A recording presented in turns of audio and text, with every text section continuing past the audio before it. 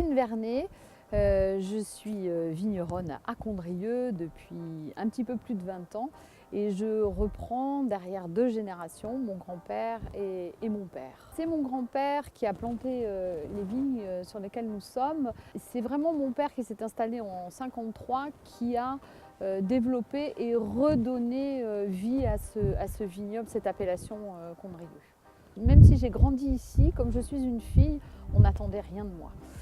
Donc ça m'a laissé toute la liberté de me construire ailleurs, de faire autre chose. C'était vraiment l'histoire de mes parents. Et à ce moment-là, je me suis rendu compte que c'était aussi mon histoire.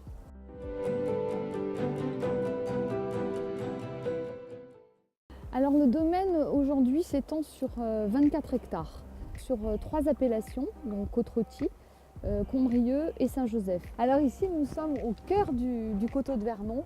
C'est le coteau emblématique de l'appellation et c'est le cœur de l'appellation et c'est aussi mon cœur. Je vinifie uniquement 2 cépages, c'est facile. Quand c'est blanc, c'est Viognier, quand c'est rouge, c'est Syrah.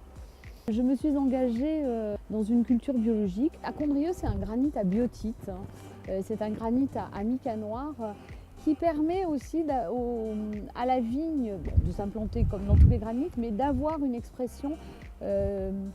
On a toujours ces expressions, cette salinité dans les vins. Le granit est assez érosif, donc on est obligé pour retenir le terrain de construire des terrasses. Ici c'est une reconstruction complète parce que ce coteau a été dévasté par un gros orage il y a plus de 50 ans. Donc on fait appel évidemment à un maçon, un maître maçon expert dans la pierre sèche.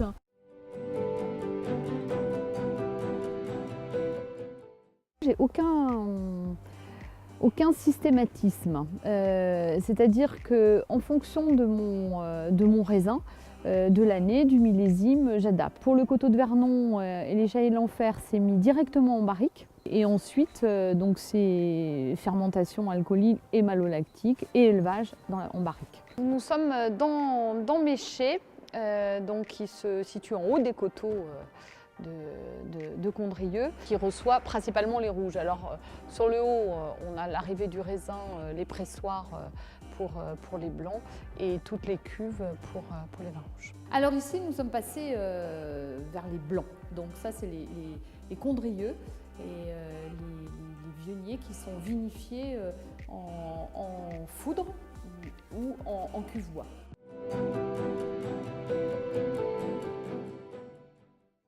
Alors, nous allons commencer la dégustation par Fleur de Mai, une Syrah qui est récoltée sur Condrieu. Donc, je vinifie en cuve-bois et je le vinifie vraiment sur la gourmandise. Quand il s'ouvre, on a le petit, ces épices douces un peu fumées. Du coup, ça, c'est dû au granit, c'est ça? Alors, oui, le granit participe largement à cette expression du Syrah qu'on retrouve vraiment dans le nord. Des Côtes-du-Rhône. Nous continuons avec le Côte-Rôtie. Donc cette Côte-Rôtie, je l'ai appelée Blonde du Seigneur pour rappeler la légende de Côte-Rôtie. Là, on reste très élégant. Et puis, avec l'apport du Viognier qui donne toujours ces notes assez florales. Sur Côte-Rôtie, on peut aller jusqu'à 20% de Viognier. Alors, c'est bien d'attendre au moins 5-6 ans sur cette cuvée. Donc, les Chaillés de l'Enfer, 2017.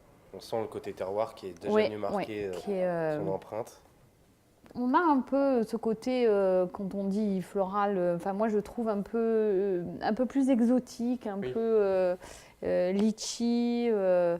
On a des équilibres qui sont pas à perfection, mais qui sont là. On a en structure, en acidité. Donc le coteau de Vernon, dernier Condrieu, voilà le fameux, le dernier Condrieu que nous allons déguster. Je pense qu'il lui faut toujours plus de temps aussi pour se livrer et même dans le verre, on a le nez est moins expressif, moins exubérant. Il se livre petit à petit et avec une immense profondeur et délicatesse.